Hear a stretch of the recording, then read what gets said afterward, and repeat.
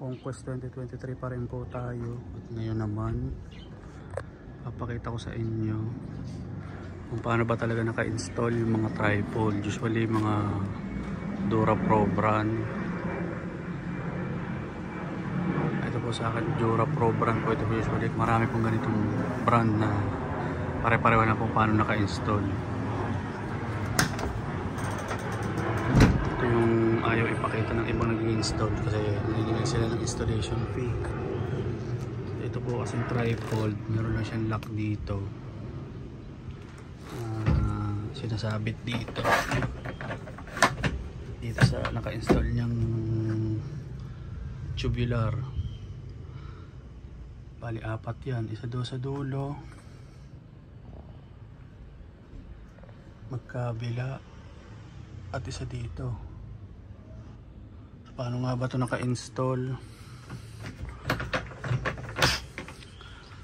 Ito po yung no drilling na tinatawag nila.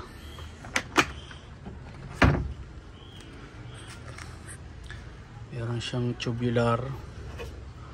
Kanibara lang po itong plastic, pero tubular po ito na mahaba hanggang doon sa dulo.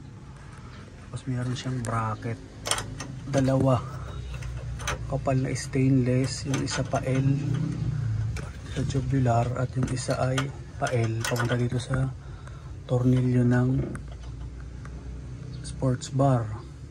Magkarugtong lang po yan. Kumbaga na-adjust siya para makuha nyo kung anong gusto nyong taas.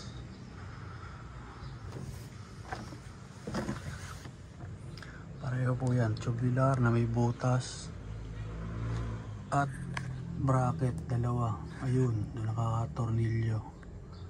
Sa tornilyohan din ng sports bar. Tapos may L-type din ng stainless steel na makapal. Dito naman nakapatong yung tubular. Bali tatlo po yan. Disadvantage na lang po nito ay kawang po ito dito sa dulo. So itong kaso nito, nilagyan ko lang to ng parang goma sa dulo para lang matakloban yung kawang. Kawang po yan kasi hanggang dyan lang po yan, no? May kawang sa siguro mga 1 inch. Actually meron niyang ibinigay na L-type din na aluminum doon sa dulo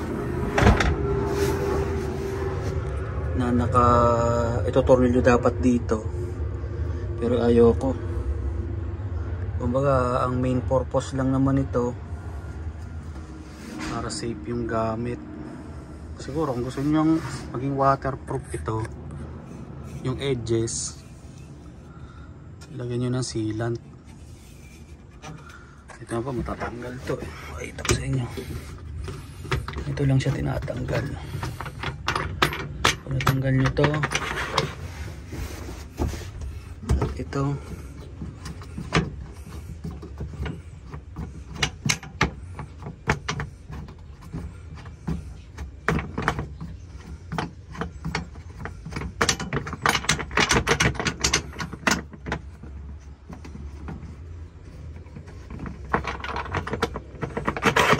so yan, tatanggal na po yan.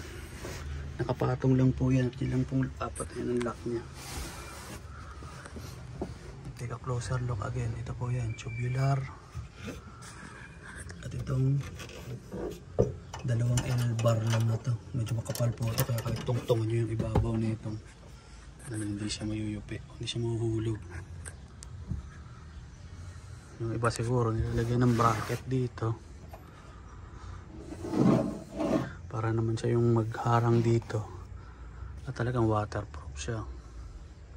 Pero kung ang habol nyo lang naman po ay protection sa gamit, like yung mga maleta, actually nagcarwash nga po kayo lang ang pumasok at tubig kasi nilagyan ko siya ng rubber na nabibili sa Shopee, pero hindi siya effective kasi natanggal na yung adhesive nya.